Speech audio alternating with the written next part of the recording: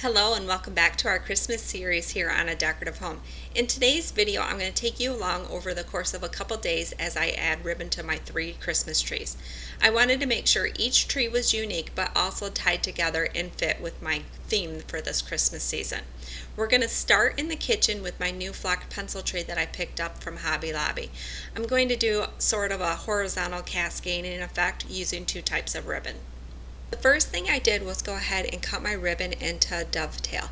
Then I went ahead and gathered and pinched the wire to create a tail. I went about 3 inches down from the end of the ribbon. I wrapped it with, I think it was 20 gauged wire.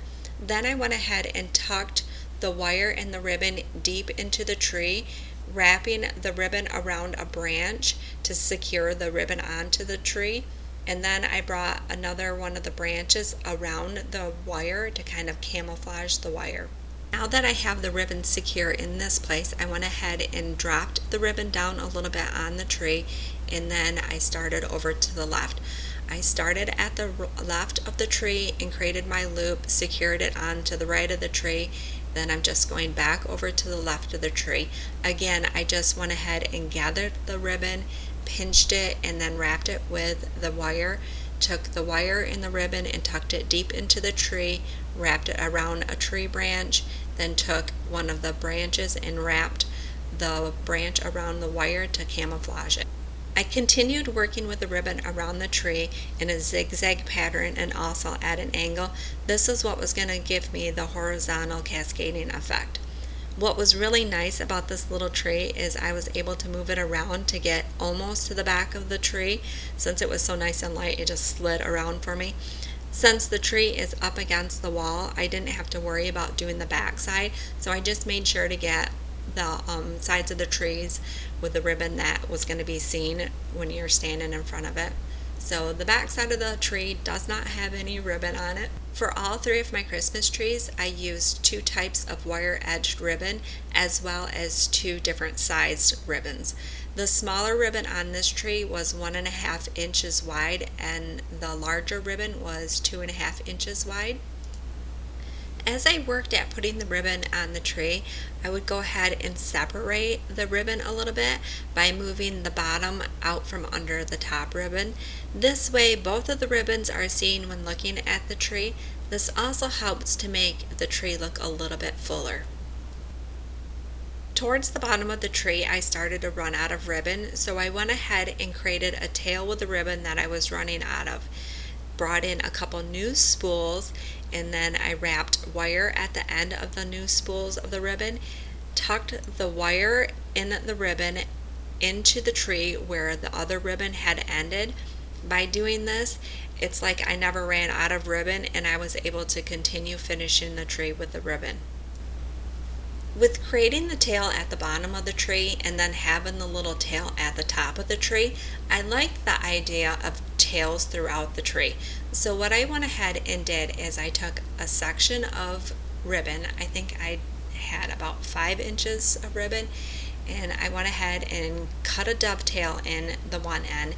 The other end I gathered and pinched and wrapped a little bit of wire around the end.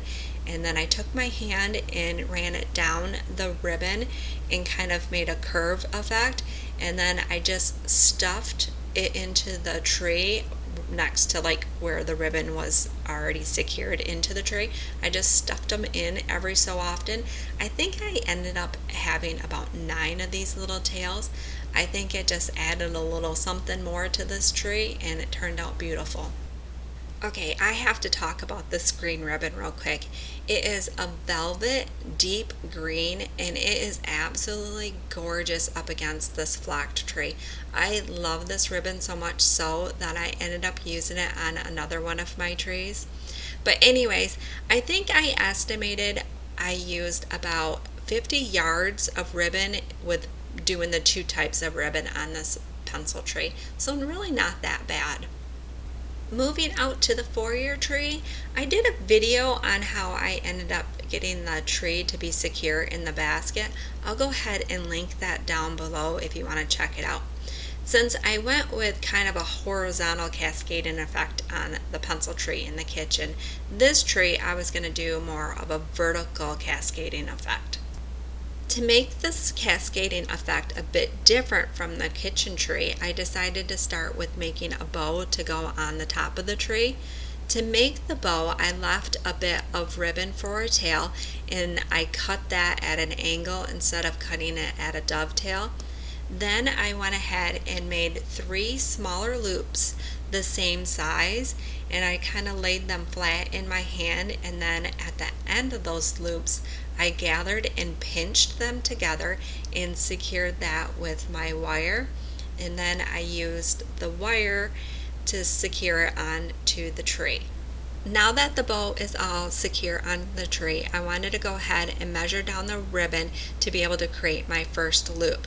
I went and gathered and pinched the ribbon and then wrapped wire around the ribbon, tucked the ribbon and wire deep into the tree, and used the wire to wrap around a tree branch. Then I brought another branch around and wrapped it around the wire to kind of camouflage the wire. Moving down the tree, I decided to go ahead and make a little bow. I measured where I wanted the ribbon to go next into the tree, and then I made 2 smaller little loops, kind of folding them back up onto the ribbon a little bit. Then I gathered and pinched the bottom of those loops and then wrapped wire around the end of that to secure it. And then I took the wire and the ribbon and tucked it deep into the tree, found a good sturdy branch and wrapped the ribbon around it, and then brought another branch up around the ribbon and kind of helped to camouflage the wire and then help secure the ribbon a little bit more. I wanted to mention the ribbon that I'm using on this tree is again wire edged ribbon, and these both are 2.5 inches wide. Just like the pencil tree, as I moved down the tree with the ribbon, I went ahead and separated the ribbon from each other. This just creates a more fuller look to the tree, and then you can see both of the ribbons better. The next one, I just created 1 loop. I did what I did before and just gathered a spot, pinched it, wrapped it with the wire, tucked it deep into the tree, and then secured it onto a branch. Then wrapped a branch around the wire and the ribbon. I did, like on the pencil tree in the kitchen, I did go back and forth in a zigzag pattern. This just makes it look like the ribbon fell from the top of the tree and kind of rolled down into the tree itself a little bit. I continued working down the tree with a ribbon, either making a bow and a loop or just making 1 loop.